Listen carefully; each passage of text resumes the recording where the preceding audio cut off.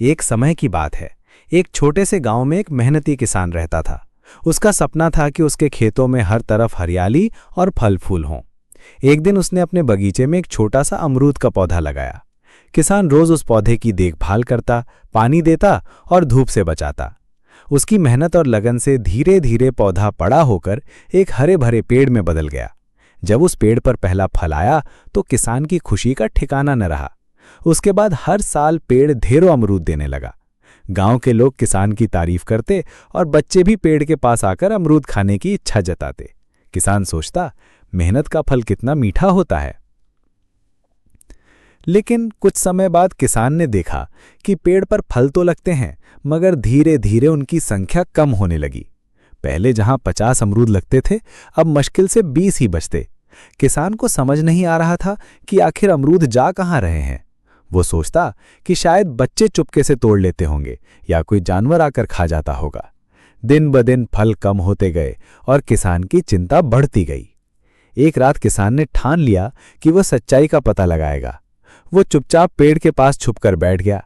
रात का समय था, चांदनी बगीचे में बिखरी हुई थी। किसान झाड़ियों के पीछे छिपकर इंतजार करने लगा। कुछ देर बाद उसे फड़फड़ाहट की आवाज सुनाई दी। आसमान से एक सफेद कबूतर आया और सीधा अमरूद के पेड़ पर उतर गया। किसान ने देखा कि कबूतर एक एक करके अमरूद तोड़ रहा है और कुछ वहीं खा रहा है, बाकी अपनी चोंच में दबाकर उड़ रहा है। किसान की आंखें फटी रह गईं। उसे यकीन ही नहीं हुआ कि उसके अमरूद कोई इंसान या जानवर नहीं, बल्कि एक कबूतर खा रहा है। पहले तो किसान को गुस्सा आया।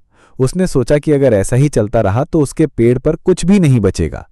उसने तय किया कि कबूतर को भगाना पड़ेगा। मगर तभी उसकी नजर उस कबूतर पर पड़ी जो कुछ अमरूद लेकर अपने घोंसले की ओर उड़ गया।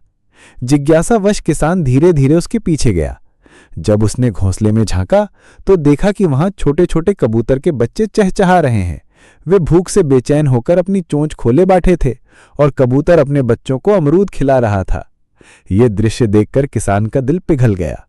उसका गुस्सा शांत हो गया और उसकी जगह एक अजीब सी शांति और खुशी ने ले ली।